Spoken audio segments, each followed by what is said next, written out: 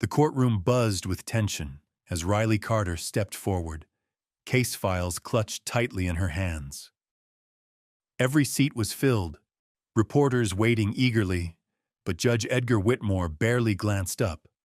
His disinterest was palpable. Riley took a steadying breath, launching into her argument about corporate fraud, injustice, and the undeniable evidence against a billionaire tycoon exploiting workers.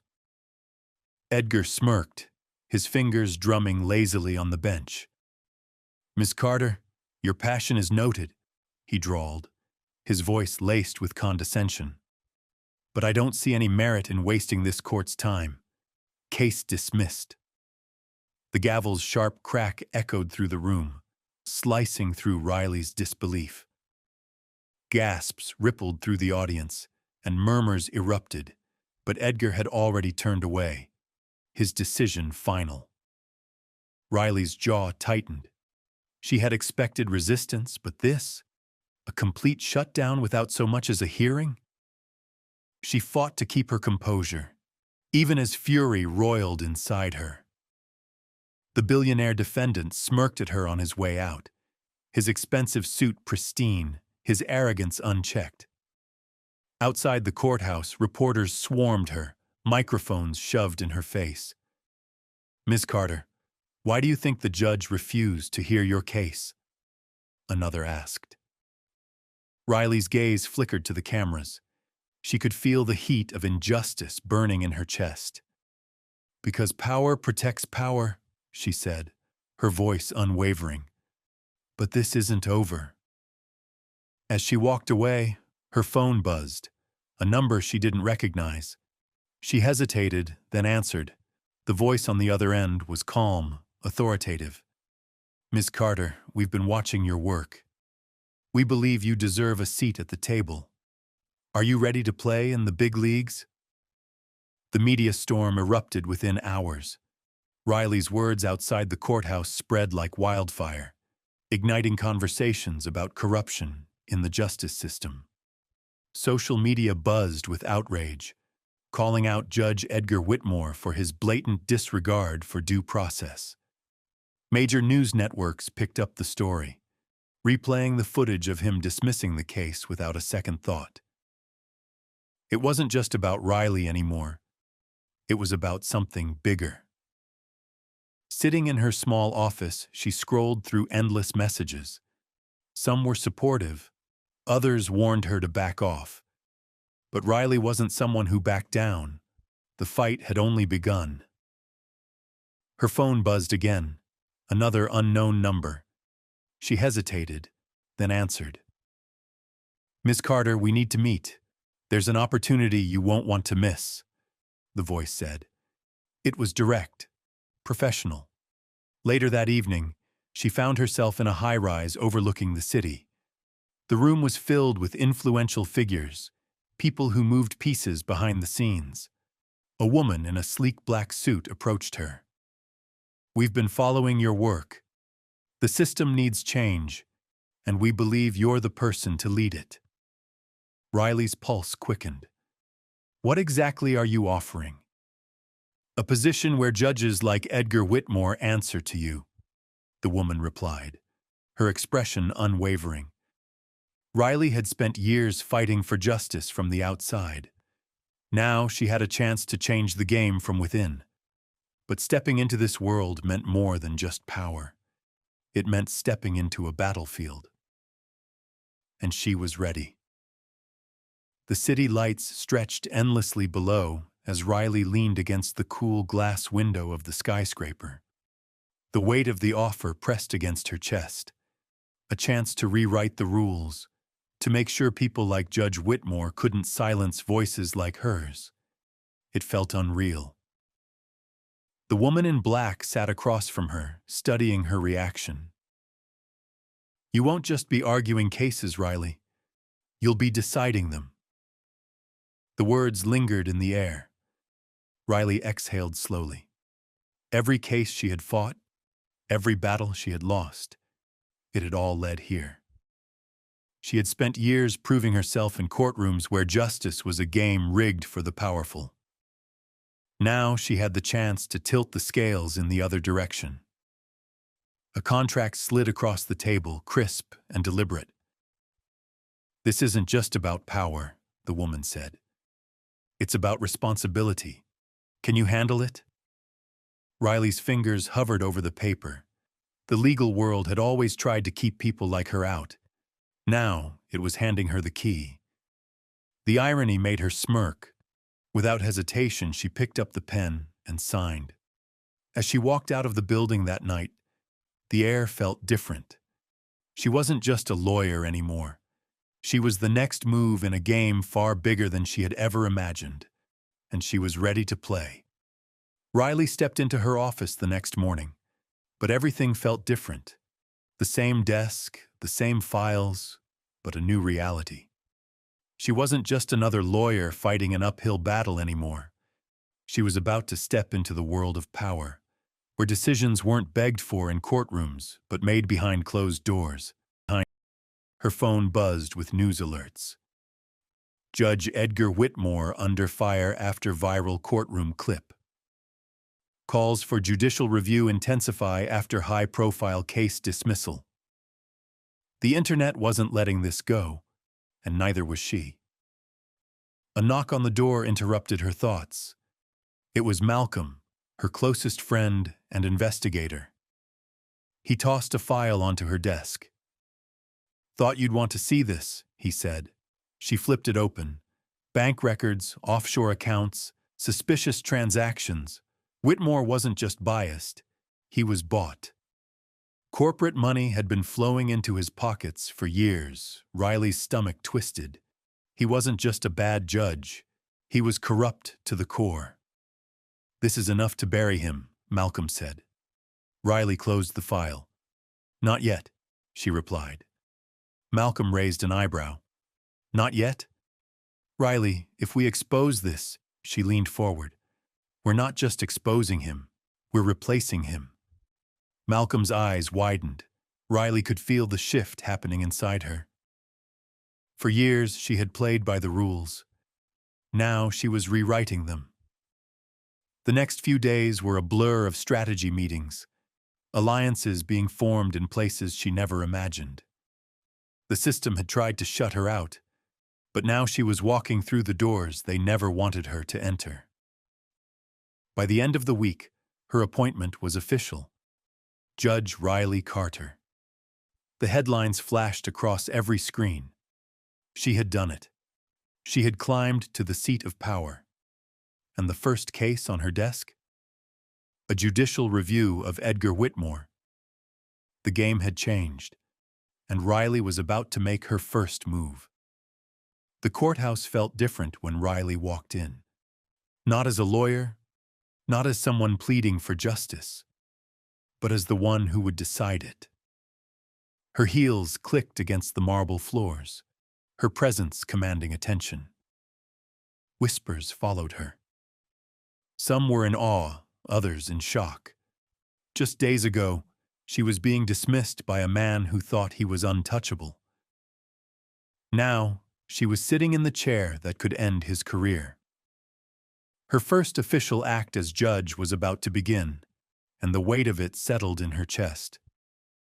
But she wasn't afraid. She had fought too hard to get here.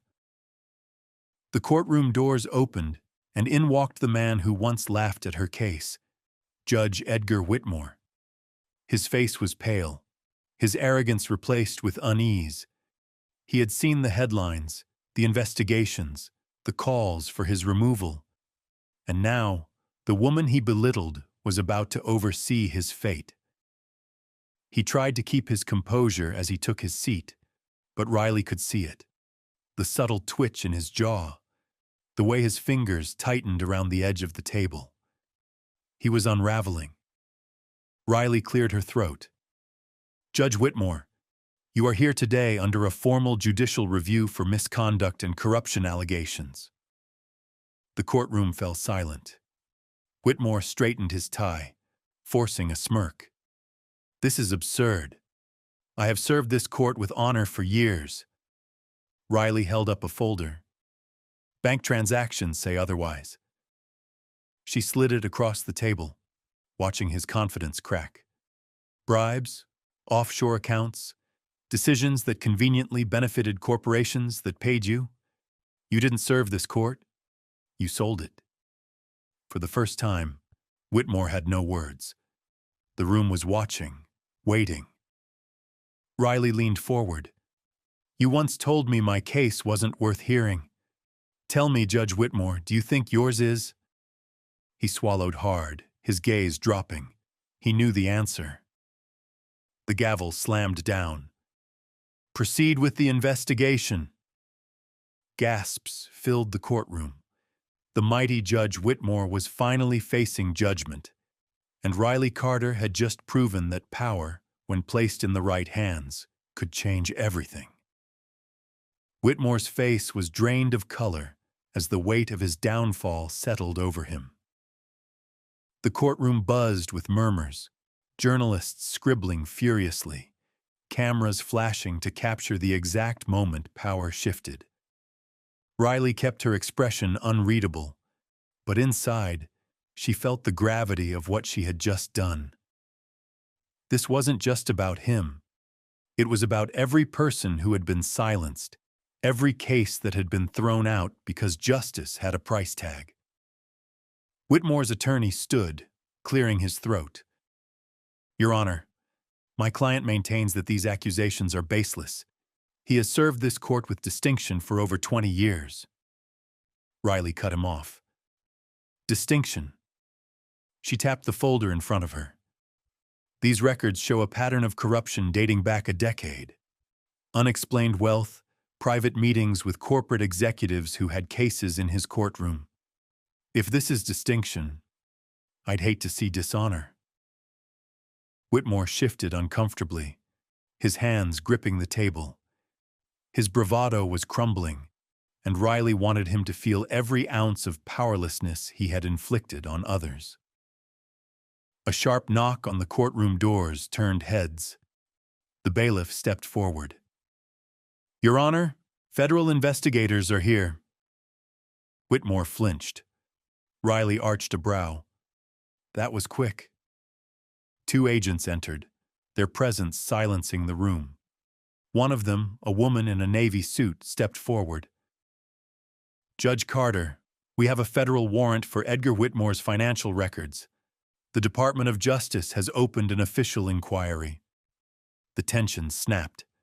Gasps rippled through the spectators. Whitmore shot up from his seat. You can't do this, his voice cracked. I am a judge. I have rights. Riley didn't flinch. And so did every person you ruled against for a price. She met his desperate gaze. Your title doesn't make you untouchable. It makes you accountable. The agents approached, and for the first time, Whitmore looked truly afraid. The cuffs clicked around his wrists, the sound echoing through the courtroom. As they led him away, Riley exhaled, feeling the finality of the moment. Justice had never felt so satisfying, and this was just the beginning. The courtroom emptied slowly, but the whispers lingered. Riley remained seated, her fingers tapping against the polished wood of the bench. The weight of her position settled in, a mixture of power and responsibility. Whitmore was gone, but corruption didn't end with him. There were others, hidden in plain sight, waiting for their turn to be exposed. A voice pulled her from her thoughts. That was quite the show. Riley looked up to see Noah Bennett, an investigative journalist known for uncovering scandals in the legal system. He leaned against the railing, a smirk playing on his lips. You took down a sitting judge in under an hour. That's got to be a record. She sighed. It wasn't about taking him down. It was about justice. Noah crossed his arms. And yet, you're not celebrating. Riley hesitated before standing. Because this isn't over. She grabbed the folder in front of her, flipping it open. Whitmore didn't operate alone. There are names in here. Powerful names. People who think they're untouchable. Noah's smirk faded. How deep does this go? Riley shut the folder. Deep enough that if I make the wrong move, I won't be the one sitting in this chair for long. Noah studied her for a moment before pulling out his notebook. Then maybe you need someone who can expose them before they get to you. Riley met his gaze. There was risk in trusting him, but she needed allies. She needed someone who could do what she couldn't, bring the truth to light outside the courtroom. She slid the folder toward him. If you're serious, start here. But be careful. These people don't play fair. Noah took the folder, flipping through the pages. His eyes darkened as he read. Looks like you just made some very dangerous enemies. Riley exhaled. Then I guess I better be ready for them. As Noah walked away, the weight on Riley's shoulders grew heavier. This wasn't just about one corrupt judge anymore. It was about an entire system built to protect the powerful. And if she wanted to survive, she had to be smarter, faster, and 10 steps ahead of everyone else. Riley barely made it back to her office before the weight of the moment hit her. She closed the door, pressing her back against it, inhaling deeply. The air felt heavier, thick with the knowledge that she had just stepped into a battlefield far bigger than she had imagined. Her phone buzzed, a restricted number. She hesitated before answering. A deep, measured voice spoke. That was quite the performance today, Judge Carter. She stiffened. Who is this? A low chuckle. Someone who appreciates a good power play. But be careful, Riley. You've made enemies who don't believe in losing. Her grip tightened around the phone. If you're trying to intimidate me, you'll have to do better. A pause. Then, this isn't intimidation. It's a warning. Walk away while you still can. The line went dead. Riley stared at the screen, pulse pounding. She refused to be shaken, but the message was clear. She was being watched. A knock at the door pulled her back to reality. She squared her shoulders and opened it to find Olivia Torres, her closest friend and a fellow judge, standing there with crossed arms. You look like you just saw a ghost, Olivia said, stepping inside. Riley shook her head. Not a ghost, just the first shot fired. Olivia frowned. What happened? Riley hesitated, then recounted the call. Olivia's expression hardened. You knew this was coming. I did, but it still feels different when it actually happens. Olivia sighed, pacing the room. You need to be careful, Riley. Whitmore was just the tip of the iceberg. Riley nodded. I know, and I'm not backing down. I'm not backing. Olivia studied her for a moment, then gave a firm nod. Then you better be ready for whatever comes next. As Olivia left, Riley walked to the window, looking out at the city lights. Somewhere out there, the people she had angered were plotting their next move. Good, because she was already planning hers. Riley sat at her desk, fingers hovering over her laptop keyboard. The folder of evidence lay open beside her, exposing names of people who had operated in the shadows for years. Judges, attorneys, politicians, each one had played a role in bending justice for their benefit. Taking down Whitmore had been just the beginning. Her phone rang again, another restricted number. She debated ignoring it, but curiosity won. You don't listen well, do you? The same deep voice from earlier. Riley leaned back in her chair, forcing her voice to remain steady. And you don't scare easily. Looks like we have that in common. A slow chuckle. Courage is admirable. Foolish, but admirable. She smirked. We'll see who the fool is when this all plays out. A pause. Then, you're making this harder than it needs to be. Drop the case. Go back to ruling on petty disputes. This fight isn't yours to win. Riley exhaled sharply. You've already made a mistake. And what's that? You called me, which means you're worried. Silence. Then the call disconnected. Riley set the phone down, her heart pounding. The threat was real, but she wasn't backing down. If anything, it only fueled her determination. A notification popped up on her laptop, an email from Noah Bennett, subject. You need to see this. She clicked it open, and a series of attached files appeared. Noah's message was short. I found something. We need to meet. Midnight. The usual place. Riley's pulse quickened. She didn't like the idea of sneaking around, but Noah wouldn't risk sending something like this unless it was important. She grabbed her coat and headed for the door, checking the time. She had a few hours before the meeting, enough time to prepare for whatever truth Noah had uncovered. As she stepped into the dimly lit hallway, an uneasy feeling settled over her. Someone was watching. She could feel it. She turned her head slightly, catching a glimpse of a dark figure near the elevator. The moment her eyes met his, he slipped into the shadows. Riley's jaw clenched. If they wanted to intimidate her, they had picked the wrong woman. Riley drove through the nearly empty streets, her grip tight on the steering wheel. The city felt different at night, quieter, but not safer. Every red light, every shadow between buildings felt like a potential threat. She had dealt with corruption before, but this was something else. This was personal. She pulled into the underground parking garage of an old courthouse, the place she and Noah had used for secret meetings in the past. The air was damp, the dim lighting casting eerie shadows along the concrete walls. Noah was already there, leaning against his car, arms crossed. His usual smirk was gone, replaced by something far more serious.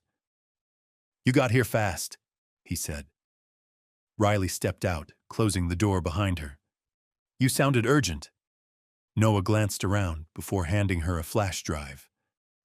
I found bank records linking Whitmore to offshore accounts. Huge transactions, all under fake names. And he's not the only one. Riley plugged the drive into her laptop, scanning the files. Names of high-ranking officials appeared, their financial records laid bare. This is bigger than I thought, she murmured. Noah exhaled sharply. Riley, this isn't just about one corrupt judge. These people, if you go after them, they won't just sit back and let it happen. She looked up. I know. Then tell me you have a plan. She shut the laptop, her gaze firm. Expose them. Make sure the right people see this before they have a chance to cover their tracks. Noah shook his head. And what happens when they come after you? A noise echoed from the far side of the garage. Both of them turned sharply. Footsteps, slow, deliberate. Riley reached into her coat, her fingers brushing against the small can of pepper spray she carried. Noah took a step forward, shielding her slightly. A man in a dark suit emerged from the shadows, hands in his pockets. His face was calm, almost amused. Quite the late-night meeting, Judge Carter. Riley's pulse pounded, but she didn't flinch. And who exactly are you? The man smirked. Just someone delivering a message. Walk away while you still can. Riley held his gaze, refusing to show fear. Not happening. The man chuckled, turning to leave. Then I guess we'll be seeing each other again very soon. As he disappeared into the darkness, Riley exhaled slowly. The game had officially begun. Riley sat in her office, the weight of the flash drive in her palm. The information inside was enough to shake the entire legal system, but it also made her a target. Noah's warning echoed in her mind. These people wouldn't just let her expose them. They would fight, and they would fight dirty. Her phone buzzed. A text from an unknown number. "Drop the case or you won't live to regret it." Riley let out a slow breath, her grip tightening around the phone. Fear was a luxury she couldn't afford. She deleted the message and locked her phone. If they thought a few threats would scare her off, they had underestimated her. A knock at her office door made her tense. She glanced at the clock. It was past midnight. She opened the door cautiously. Noah stood there, looking uneasy. "I don't like this," he muttered, stepping inside and locking the door behind him. "Neither do I," Riley admitted. "But backing down isn't an option." Noah ran a hand through his hair. "They're watching you, Riley. I had a guy run a sweep. Your apartment, your car, even this office. You're being followed." Riley's stomach tightened, but she forced herself to stay calm. "Then we stay ahead of them." Noah placed a folder on her desk. "This is everything I pulled from the flash drive. Connections, shell companies, bribery records. But there's something else." He hesitated. Riley frowned. "What?" He exhaled sharply. "Someone close to you is involved." Her pulse spiked. "Who?" Noah slid the folder toward her. She opened it, scanning the names until one jumped out at her. Judge Samuel Whitmore. Her breath caught. "No. This doesn't make sense." Noah's expression was grim. "It does if you consider that Whitmore wasn't acting alone. He had help." Riley's mind raced. This changed everything. If Whitmore was just a piece of a larger puzzle, then exposing him wouldn't be enough. She had to go deeper. She met Noah's gaze. "Then we take them all down." Noah sighed. "You really don't know how to walk away, do you?" Riley smirked. "Not a chance." But deep down, she knew. This fight was about to get even more dangerous. Riley stepped out of her office just as the elevator doors slid open. Two men in dark suits emerged, their expressions unreadable. She recognized one of them, Detective Harris, a cop with a reputation for doing the dirty work of powerful men. "Judge Carter?" Harris greeted smoothly, though his eyes held no warmth. "A word?" Riley's instincts screamed at her to walk away, but she stood her ground. "Make it quick." Harris smirked. "We heard you've been asking a lot of questions, digging in places you shouldn't." He took a slow step forward. "That's dangerous." Riley folded her arms. "Are you threatening me, Detective?" He chuckled. "I'm just giving you friendly advice. People in your position don't last long when they make enemies." She held his gaze, refusing to flinch. "Funny. I was just thinking the same thing about corrupt cops." Harris's smirk faded. The second man, who had been silent until now, pulled a folded piece of paper from his coat and handed it to her. "Consider this an official warning." Riley unfolded it. A formal complaint had been filed against her, accusing her of judicial misconduct. Baseless, but enough to stir trouble. Harris leaned in. "Walk away now, and this disappears. Keep going, and next time it won't be a piece of paper." Riley clenched her jaw. "Tell whoever sent you that I don't scare easily." Harris sighed, shaking his head. "Suit yourself, but you won't get another warning." He turned and walked away, his partner following. Riley watched them disappear down the hall, her mind racing. They were escalating, trying to rattle her. But if they thought this would make her stop, they were dead wrong. She pulled out her phone and dialed Noah. "They just tried to threaten me with a misconduct charge." Noah cursed under his breath. "They're getting desperate." "Good," Riley said, her voice steady. That means we're close. A beat of silence. Then Noah's voice, lower this time. Be careful, Riley. You're in the middle of something bigger than you realize. She exhaled, gripping the paper in her hand. Then it's time to find out just how deep this goes. Riley sat in her car, staring at the misconduct complaint in her hands. They wanted her to be afraid, to second-guess herself. But all this did was confirm she was hitting the right targets. The corruption ran deeper than she had imagined, and now they were trying to bury her before she could expose them. Her phone buzzed.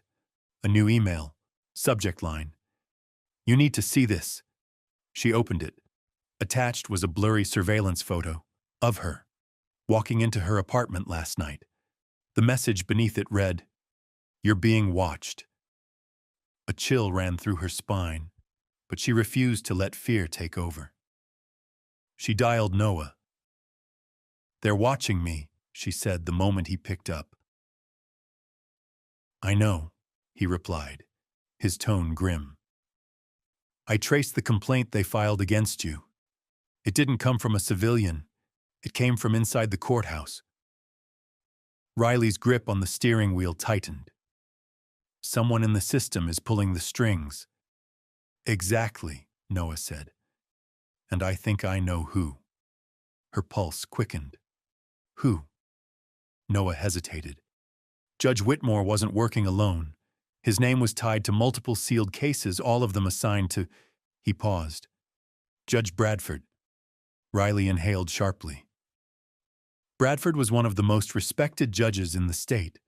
Untouchable. Powerful. The last person anyone would suspect. "Noah, if this is true..." She trailed off, knowing exactly what this meant. "If this is true, then Whitmore was just a pawn," Noah finished. "And you just put a target on your back." Riley exhaled. "Then we take Bradford down too." Noah scoffed. "You say that like it's easy." "It won't be," she admitted, "but it's necessary." A shadow moved in her rearview mirror. Riley stiffened. Someone was watching her. "Noah," she whispered, "I think I'm being followed."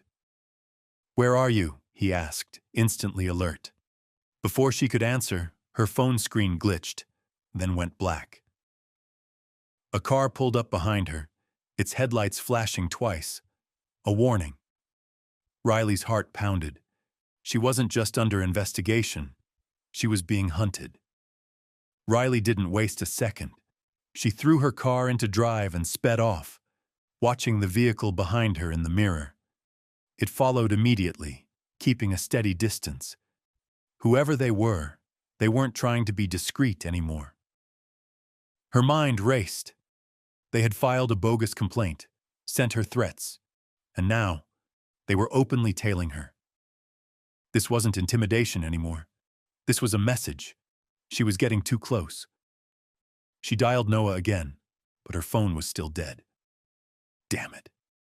She swerved onto a side street, trying to lose the car behind her, but it followed her every move. Her fingers tightened around the steering wheel. She needed an escape. Fast. Ahead, she spotted a parking garage. Without hesitation, she veered in, racing up the levels, weaving between parked cars. She killed the engine and slumped in her seat, forcing her breathing to slow.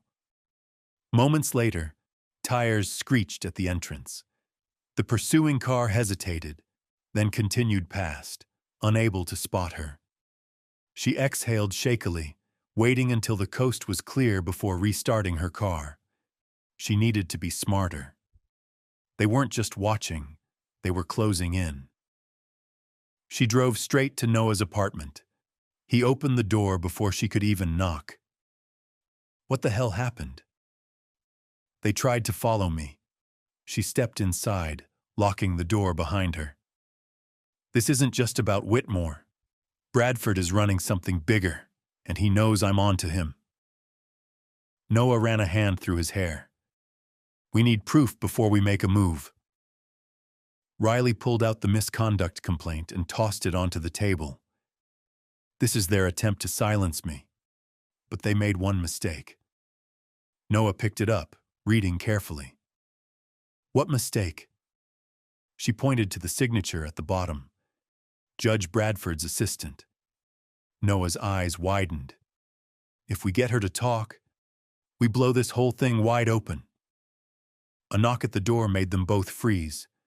Noah grabbed his gun. Riley reached for her phone, but it was still dead. The knock came again, louder this time. Then a voice. Riley, open up. I know you're in there. Her blood ran cold. It was Judge Bradford. Riley's breath hitched. Noah motioned for her to stay quiet as he crept toward the door, gun in hand. Another knock. This time, slower, more deliberate. I just want to talk. Bradford's voice echoed through the apartment. Open the door, Riley. Noah's eyes met hers. A silent question. What now? She took a steadying breath and stepped forward, lowering Noah's gun with a firm hand. I've got this. Noah tensed but nodded, moving to the side, ready if things went south. Riley unlocked the door and cracked it open just enough to meet Bradford's gaze. The judge stood alone, hands in his pockets, looking almost amused. You're hard to get a hold of, he said smoothly. Riley crossed her arms. I wonder why that is. Bradford chuckled, stepping forward, but she didn't budge. His expression darkened. May I come in? No. Silence stretched between them. Then, with a smirk, he pulled a folded paper from his coat and held it up. I assume you've seen the complaint against you, he said.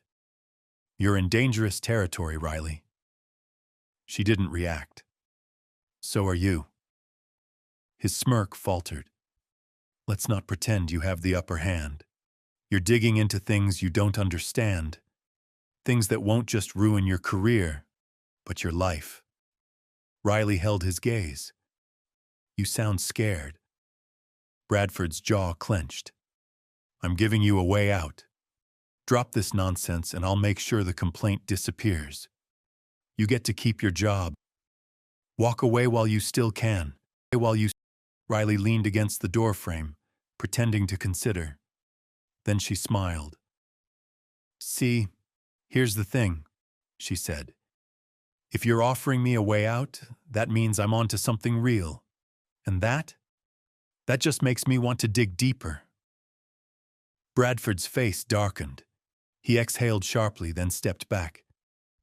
You just made the biggest mistake of your life. Then, without another word, he walked away. Riley closed the door and turned to Noah. We need to move fast, she said, before he does. Noah paced the small apartment, his jaw tight with frustration. That wasn't just a warning, he said. Bradford doesn't bluff. If he came all the way here, it means he's already setting something up. Riley locked the door, her mind racing. He knows I won't back down. So now, he's going to make sure I don't get the chance to fight back. Noah ran a hand through his hair. We need leverage, something bigger than what we already have. Riley's phone buzzed on the table.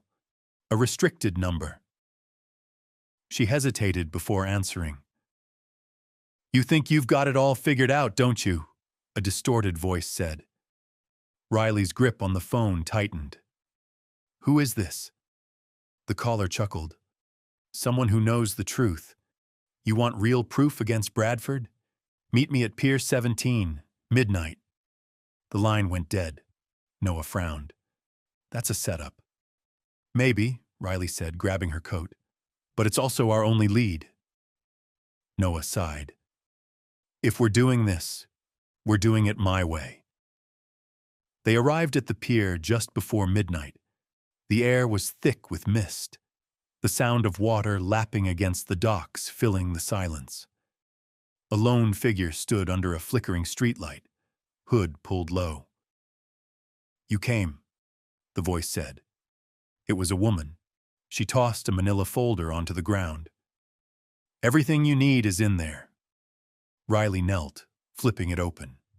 Inside were court documents, financial statements, evidence of bribes, falsified rulings, everything tying Bradford to a massive corruption ring.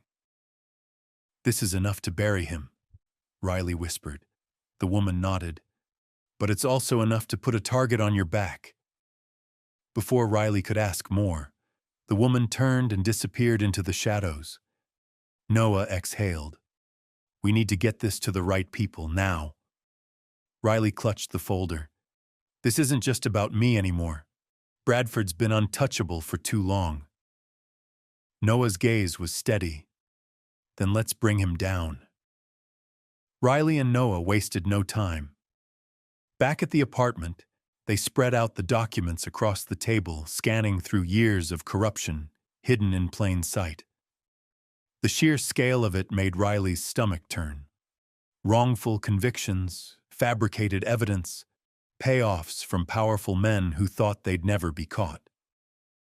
Noah whistled low. "This isn't just about Bradford. This goes all the way up." Riley's eyes locked onto a familiar name, Judge Whitmore, a man with decades of influence. If he was involved, that meant Bradford was just a pawn in something much bigger. Her phone rang again. Unknown number. She hesitated before answering.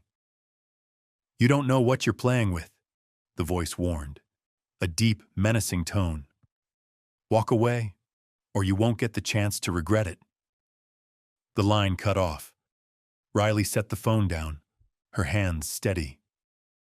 "They know we have this." Noah exhaled. "We need to go public, now." But before they could act, a loud bang rattled the apartment door.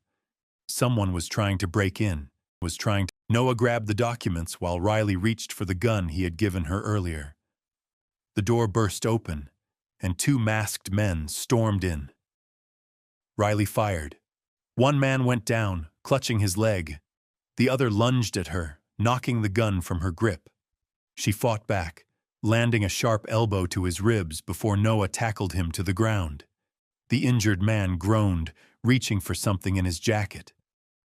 Noah kicked it away. A silencer. They weren't here to scare them. They were here to kill them. Riley's pulse pounded. "We can't stay here." Noah nodded. "We need to disappear. Fast." They grabbed what they could and bolted down the fire escape just as sirens blared in the distance. Someone must have heard the gunshot. As they vanished into the night, Riley knew one thing for sure. This wasn't just about justice anymore. It was survival. The city lights blurred as Riley and Noah sped through the empty streets in a stolen sedan. Noah gripped the wheel tightly, his knuckles white. "We need a place to lay low." Riley flipped through her contacts, stopping at one name. "Ava." Noah glanced at her. "You trust her?" "She's the only person I know who's off the grid. No ties to the system." Minutes later, they pulled up outside a run-down warehouse near the docks. The door creaked open before they even knocked. Ava, a sharp-eyed woman in her late 20s, smirked. "You two look like hell." "We've had a rough night," Riley said, stepping inside. Ava locked the door behind them. "What did you do?" Riley tossed the folder onto the table. "We got proof against Bradford, and now someone wants us dead for it." Ava skimmed through the papers, her expression hardening. "This isn't just career-ending for Bradford. This could take down half the judges in the city." She looked up. "That's why they're hunting you." Noah ran a hand over his face. "Then we need to strike first. Get this out before they can bury it." Ava leaned back. "You could take it to the press, but that's a gamble. They'll try to discredit you before the ink even dries."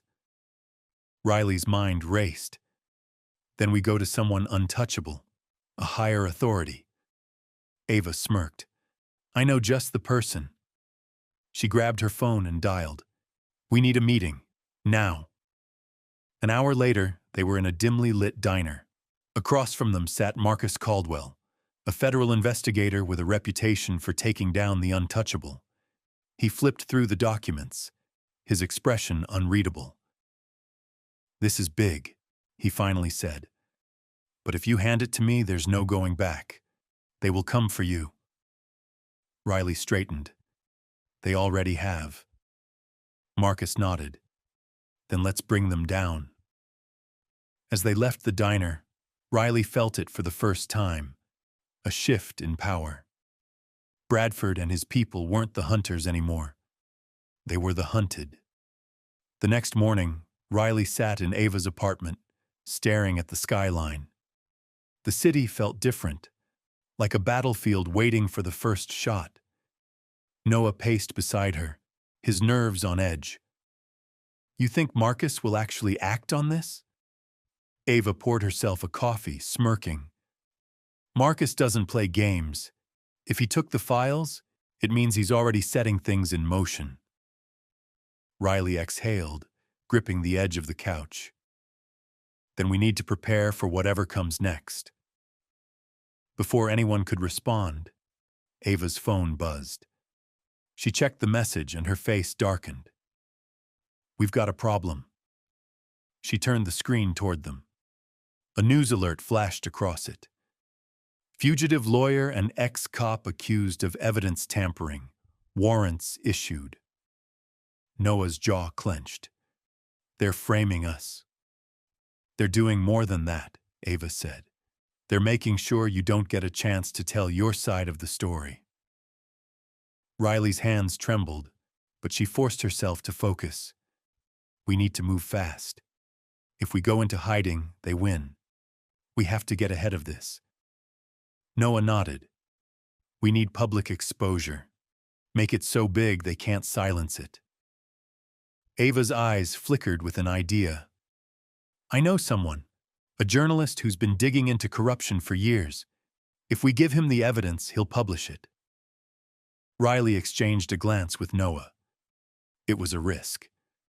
But at this point, there were no safe options. Set the meeting. That night, in a darkened parking lot, they met with Carter Hayes, a bold investigative reporter with a reputation for making enemies in high places. He adjusted his glasses, scanning the documents Ava handed him. "This is explosive," Carter muttered. "I can run the story, but you'll need to go on record. No anonymity." Noah's shoulders tensed. "That makes us bigger targets." Carter shrugged. "Or it makes you untouchable. The moment this goes live, the whole country will be watching." Riley inhaled sharply, then nodded. "Do it." As Carter walked away, Noah exhaled. "No turning back now." Riley looked at him, her eyes steady. There never was. The next morning, Riley woke up to her phone vibrating non-stop. Missed calls, messages, news alerts. She grabbed it, her pulse quickening. High-profile corruption scandal exposed. Former prosecutor blows whistle on police conspiracy. Her hands tightened around the device. They did it. The truth was out. Ava stormed into the room, her eyes alight with both triumph and panic. "The article is everywhere. It's trending nationwide." Noah walked in behind her, gripping his own phone. "Carter just texted. The police chief is denying everything, calling us criminals. But the public's on our side. People are demanding an investigation." Riley felt a surge of hope, but it was short-lived. A loud bang at the door sent chills down her spine. Ava peeked through the peephole and cursed. "It's the police." Noah moved fast, grabbing a backpack filled with files and stuffing it into Riley's hands. "Go out the back, now." She hesitated. "What about you?" He gave her a firm look. "They won't arrest me yet. They'll try to pressure me first. You need to stay free." Ava was already pulling Riley toward the fire escape. "No time for arguments. Move." As they climbed down, the front door crashed open. Riley's heart pounded as she heard officers shouting inside. Noah was stalling them, buying her time. Ava's car was waiting in the alley. They jumped in, and she peeled away. We need to get somewhere safe. Riley's mind raced. We need a lawyer. Ava smirked. I might know just the guy. 20 minutes later, they pulled into a quiet suburban neighborhood. Ava knocked on the door of a modest house. It swung open, revealing an older man with sharp eyes. He sighed. You girls just made my morning interesting. Riley took a deep breath. Mr. Coleman, we need your help. The retired judge folded his arms. Good, because I've been waiting years for someone to take these bastards down.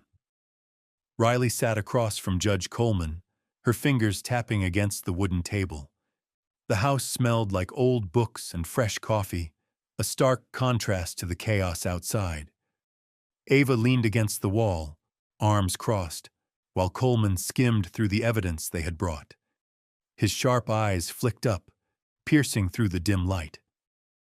This is enough to start a storm, he muttered, placing the files down. But it won't be easy. The police department has powerful allies. They'll fight this with everything they've got. Riley clenched her jaw. We don't have a choice. They already know we're onto them. Coleman sighed, rubbing his temples. You're brave, but bravery without a strategy is suicide. He leaned forward. We need to play smart. First, you lay low. If they arrest you now, they'll silence you before this ever reaches court. Ava nodded. We need a place where they won't find us. Coleman's lips twitched into a smirk. I know just the place. 30 minutes later, they arrived at an abandoned cabin on the outskirts of town. The place was old but sturdy, hidden by towering trees. Coleman handed Riley a burner phone. Use this. No calls to anyone you trust. Assume every line is tapped. Riley took the phone, her mind spinning. And then what? He leaned against the porch railing. We leak the next piece of evidence, but not everything. Just enough to keep the pressure on them. Ava grinned. Keep them on edge, make them sweat. Coleman nodded. Exactly. We control the narrative. As night fell, Riley sat by the window, staring into the dark woods. She knew the fight was far from over. The enemy was stronger, richer, more connected. But for the first time, she wasn't scared, because now she had a plan. The morning air was crisp as Riley stepped outside the cabin, her thoughts racing. Every move from now on had to be calculated. She scrolled through the burner phone, waiting for Coleman's next instructions. Ava stood near the porch, eyes scanning the tree line. I don't like staying in one place too long, she muttered. Riley exhaled sharply. We don't have a choice. If we go back now, they'll arrest us before we can expose them. The phone buzzed, a single message from Coleman. Move fast. Evidence leaked. They're panicking. Riley's heart pounded. She turned to Ava. It's working. The press is picking up the story. But that also means they'll come after us harder. Ava smirked. Let them try. Suddenly, the distant crunch of tires on gravel sent them both ducking behind the railing. A sleek black SUV rolled up the dirt road, its headlights slicing through the mist. Riley's stomach twisted. We need to move, she whispered. Ava reached for the bag, but Riley grabbed her wrist. Wait. If they know we're here, running won't help. The SUV came to a stop. Two men stepped out, their suits crisp, their movements calculated. One of them adjusted his earpiece, scanning the area. FBI, Ava muttered. Or someone pretending to be. Riley's mind raced. If they were real, running would make them look guilty. If they weren't, they'd disappear without a trace. A knock on the cabin door echoed through the silence. Miss Carter, open up, one of the men called. We need to talk. Ava's grip tightened on the strap of her bag. Riley swallowed hard, forcing her voice to stay steady. Who sent you? A brief pause, then, Judge Coleman. Riley exchanged a look with Ava. If they were lying, stepping outside could be a death sentence. If they weren't, this was the breakthrough they needed. Riley took a slow breath, then reached for the doorknob. Let's find out. Riley hesitated for a split second before opening the door. The two men stood firm, their expressions unreadable. The taller one, with sharp features and a badge clipped to his belt, stepped forward. Agent Morris, FBI. This is Agent Kane. We need to talk. Inside. Ava shot Riley a warning glance, but Riley nodded and stepped aside. The men entered, scanning the small cabin with trained precision. Judge Coleman sent you? Riley asked, crossing her arms. Morris nodded. He leaked the evidence, but that's only half the battle. You and Ava are still wanted for obstruction and conspiracy. If you step outside without protection, you won't make it far. Ava scoffed. So we're supposed to trust you? Just like that? Morris exhaled. You don't have to trust us, but you should trust Coleman. He sent us to get you to a safe location before... A gunshot rang out, shattering the cabin window. Riley ducked, dragging Ava with her as glass sprayed across the floor. Get down, Kane barked, pulling his gun and moving toward the door.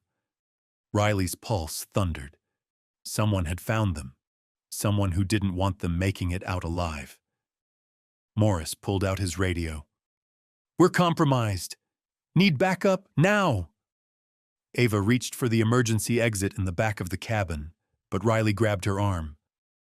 Number, if we run, we're dead. Kane peeked out the window. 2 shooters, silencers, professional. He turned to Morris. We can't stay here. Riley's mind raced. There's a service road behind the cabin. If we can make it to the tree line, we'll have cover. Morris nodded. Move on my signal. Another bullet struck the wooden door, splintering it. Ava clenched her fists. I hate this, she muttered. Yeah, me too, Riley said. Morris counted down. 3, 2, 1, go! They burst out the back door, sprinting toward the woods as gunfire erupted behind them. The forest swallowed them whole as they sprinted through the dense trees, the sharp sound of bullets slicing through the air behind them. Riley's breath burned in her throat, but she didn't dare slow down. Ava was just ahead, her smaller frame darting between the trees with desperate speed. Behind them, Morris and Kane kept low, guns drawn, moving with the precision of men who had done this before. They're gaining! Ava gasped, glancing back. Riley grabbed her wrist and yanked her forward. Just keep moving. A sharp crack echoed through the forest. A bullet struck the bark of a tree inches from Ava's head. She stumbled, a sharp yelp escaping her lips. Riley caught her just before she fell. Morris spun, firing 2 shots into the darkness behind them. A strangled cry followed, then a heavy thud. One down, he muttered, reloading without breaking stride. But the second shooter was still out there. And now, they had no idea where he was. Keep moving, Kane barked. We need to get to the highway. The distant hum of cars sent a flicker of hope through Riley's chest. If they could make it to the road, maybe... Ava screamed. A figure lunged from the shadows, tackling her to the ground. The second shooter, dressed head to toe in black, pinned her down, a knife glinting in his grip. Riley didn't think. She moved. With all her strength, she swung her elbow into the back of the man's skull. He grunted, staggering, but didn't let go of Ava. Morris was on him in an instant. 2 gunshots, one to the leg, one to the shoulder. The man crumpled, his knife slipping from his grasp. Ava scrambled back, breathing hard, her hands shaking. "We need to go, now!" Kane snapped, his gaze darting around. "More could be coming." Riley pulled Ava to her feet. The road was just ahead, headlights flashing in the distance. Morris reached for his radio. "We're coming out. Have the car ready." The fight wasn't over, but they had survived the night. The black SUV screeched to a halt on the highway's shoulder. Riley barely had time to yank the back door open before Kane shoved her and Ava inside. Morris slid in beside them, slamming the door just as another gunshot echoed through the trees. "Drive!" Kane barked. The tires screeched as the car lunged forward. Riley pressed herself against the seat, her pulse hammering in her ears. Through the tinted windows, she could still see the dark silhouettes of their attackers vanishing into the trees, but they were too far now. For the first time that night, she allowed herself to breathe. Ava clutched her wrist, her fingers ice cold. "We almost died," she whispered, her voice trembling. "But we didn't," Riley said firmly, "and we won't." Morris checked his gun, his expression unreadable. That wasn't just a random attack. They were waiting for us. Riley's stomach twisted. "You think someone tipped them off?" "Had to be," Kane muttered from the front seat. "We covered our tracks too well for them to find us by accident." A heavy silence filled the car. Riley didn't want to say it out loud, but the thought lingered in her mind. If someone betrayed them, who was it? Ava wiped her face with shaky hands. "Where are we going now?" "To the safe house," Morris answered.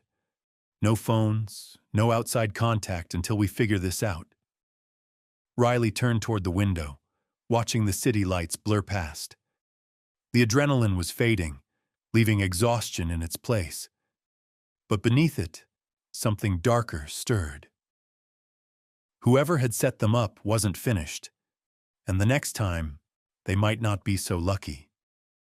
The safe house was a nondescript building on the outskirts of town, hidden behind tall trees and an iron gate.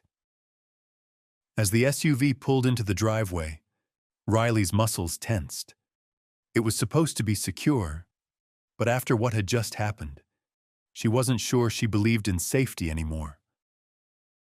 Kane stepped out first, gun in hand, scanning the surroundings before motioning them inside. The place was dimly lit, the air thick with dust and silence. Ava clung to Riley's arm, her breathing uneven. "I need a minute," she whispered, disappearing into the bathroom. Morris secured the locks, checking the windows. "We're staying put until we figure out who set us up." Riley folded her arms. "And how do we do that? We don't even know where the leak is coming from." Kane tossed his jacket onto the couch. "We start with the people who knew about the plan." That list wasn't long, and that made it worse. Someone close to them had betrayed them. Someone they trusted. Riley rubbed her temples, exhaustion creeping in. "We should rest, at least for a few hours." Morris hesitated, then nodded. "We take turns keeping watch." Riley sank onto the couch, her mind racing. Sleep wasn't going to come easy, not when danger was closing in, not when she didn't know who to trust. And then, just as her eyes fluttered shut, a soft creak echoed from the hallway. Her pulse spiked. She wasn't the only one still awake. Riley's eyes snapped open. The air felt heavier, the silence unnatural. She turned her head slightly, scanning the dimly lit room. The creak had come from the hallway, but the others were supposed to be asleep. Slowly, she reached for the gun Morris had given her earlier. Her fingers wrapped around the cool metal, steady despite the racing of her heart. Footsteps. Software. Careful. She rose from the couch, keeping her movements silent. Through the shadows, she spotted a figure near the front door. The moonlight from the window barely outlined their form. Riley's pulse pounded. "Who's there?" Her voice was low but firm. The figure froze. Then, a flicker of hesitation before they lunged. Riley barely had time to react before she was shoved back against the wall, the impact knocking the breath from her lungs. A hand clamped over her mouth, but she twisted, driving her elbow into their ribs. A sharp grunt. The grip loosened. She shoved them back, raising her gun. "Move and I'll shoot." The room was silent except for their heavy breathing. Then Kane's voice cut through the darkness. "What the hell is going on?" The lights flicked on, and Riley's breath caught as she finally saw the person standing in front of her. Avenue, her best friend, holding a burner phone in her trembling hand. Riley's stomach dropped. "Ava, what did you do?" Ava's face was pale, her hands shaking as she clutched the burner phone. The silence in the room was suffocating. Riley's grip on the gun tightened, every part of her screaming not to believe what she was seeing. Kane stepped closer, his eyes locked onto Ava. "Start talking. Now." Ava swallowed hard, glancing between them. I didn't have a choice." Her voice was barely a whisper. Riley felt something inside her crack. "Didn't have a choice? Ava, we almost died today. Someone set us up and now I find you sneaking around with a burner phone? You better explain yourself before I stop listening." Ava's eyes welled up with tears. "They have my brother." The words hit Riley like a punch. "Who?" "The people we're running from." Ava's voice broke. "They said if I didn't help them, they'd kill him." Morris cursed under his breath. Kane's jaw clenched. Riley's heart pounded. "So you gave them our location?" Ava hesitated, and that was answer enough. Riley took a step back, fury and betrayal crashing over her. "Do you have any idea what you've done?" Ava shook her head desperately. "I thought I could fix it. I thought maybe if I kept them updated, they'd let him go." Kane let out a bitter laugh. "And you believed them?" Ava's face crumpled. "I didn't know what else to do." A sudden vibration in her hand made them all freeze. The burner phone. Riley's stomach turned to ice. Kane snatched the phone from Ava's grip and answered. "Who is this?" A cold, amused voice came through the speaker. "Did you really think you could run forever?" The line went dead. Then, a loud crash outside, tires screeching, headlights flooding the windows. They had found them. The roar of engines outside sent a chill down Riley's spine. She darted toward the window, her pulse hammering as she saw black SUVs skidding to a stop. Armed men spilled out, their weapons gleaming under the streetlights. "We need to move, now!" Kane barked, grabbing the duffel bag of supplies. Ava stood frozen, her face streaked with tears. "I didn't mean—" Riley didn't have time for regrets. She yanked Ava forward.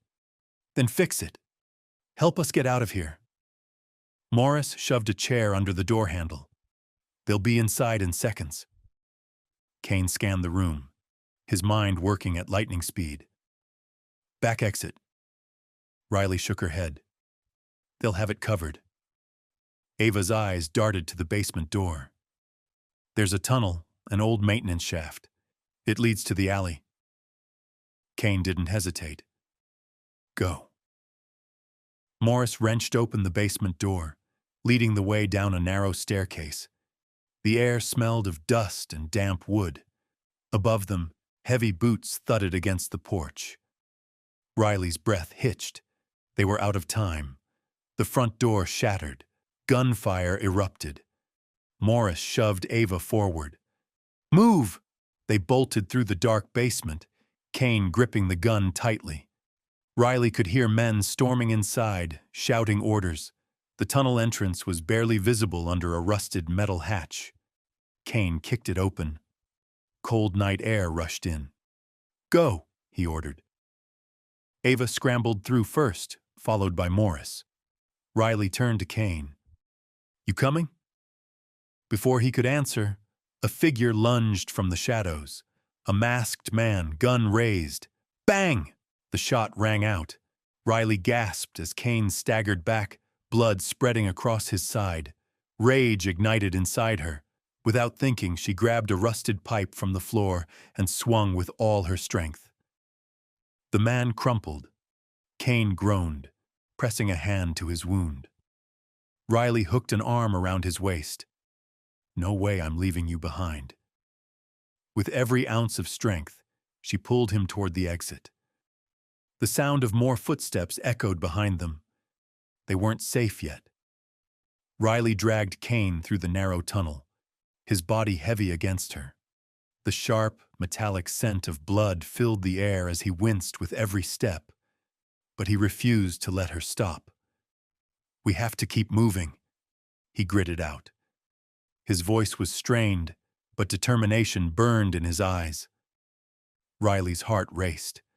She glanced behind them, knowing that the masked men would be close behind. There was no time to waste. They were running out of options. They reached the end of the tunnel, the dim light from the alley barely visible ahead. But just as Riley stepped forward, she heard a noise, a faint scraping sound. The hairs on her neck stood up, the unmistakable sound of footsteps. "Get down," Kane hissed, pushing Riley to the ground just as a shadow moved past the opening. They held their breath, barely daring to make a sound. The footsteps faded, and Riley dared to lift her head. The alley was still, empty. "Is it clear?" Ava whispered from ahead. She'd already reached the end of the tunnel. Riley nodded, glancing back at Kane. His face was pale, sweat beading on his forehead as he struggled to breathe. "We can't stop," Riley said. "We need to get you to a doctor." Kane shook his head, refusing to stop. "We'll be fine, as long as we keep moving." They slipped out into the alley, the cool night air washing over them. The dim streetlights cast long shadows, but they couldn't afford to stop and look around. Suddenly, the sound of a car engine revved in the distance. Riley's heart skipped. "Move," she ordered. They ran, their footsteps echoing off the walls as they pushed through the alley, desperately trying to outpace the approaching danger. Riley glanced over at Ava, who was still trembling, her face pale in the dim light. "Why didn't you tell us?" Riley asked, her voice a low, dangerous whisper. "You could have at least warned us." Ava's eyes welled up again, but this time it was guilt. "I thought I could fix it. I thought I could save him."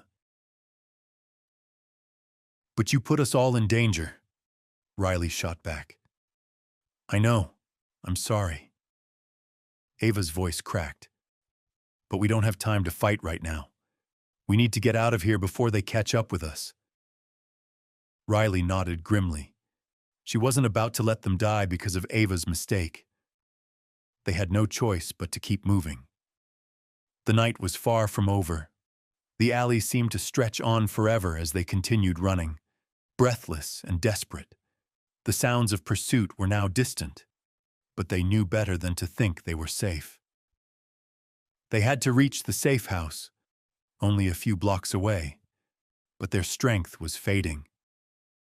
Riley glanced at Kane, who was still pushing forward despite the blood soaking his shirt. His jaw clenched with each step, but his eyes told a different story. Fear, desperation. A man who knew his time was running out. "Just a little further," Riley said, trying to keep her voice steady. Kane nodded, though he didn't speak. They were almost there, the safe house in sight, just around the corner. Then, without warning, a black SUV screeched to a halt in front of them. Riley froze, her heart leaping into her throat. Men in black suits jumped out, blocking their path. "Run!" Kane shouted. But Riley's legs felt like lead. They couldn't outrun these men, not like this. In that moment, something inside Riley snapped. They had no more time to hide, no more time to fight with the shadows. Without thinking, she stepped forward, facing the men head-on. "This ends now." One of the men grinned, clearly amused. "You think you're in control here? You're too far gone?" The others raised their guns, but Riley didn't flinch. Not this time. Kane, despite his injuries, was at her side, his voice low but firm. "We'll make you regret it." The leader of the group sneered, taking a step forward. "You can't escape this. There's no way out." Riley's mind was a blur, the adrenaline coursing through her veins. This wasn't just about survival anymore. It was about something bigger, a fight for justice, a fight for freedom. She wasn't going to let these men take everything from her. Not now. Not after everything she'd been through. The world seemed to slow as she reached for the gun hidden in her waistband. But before she could make her move, there was a sudden explosion, loud, blinding, and everything went black. Riley felt her body jerk forward, her ears ringing. She stumbled, disoriented, as the world around her seemed to crumble. A voice. "Riley, we're done." And then, nothing.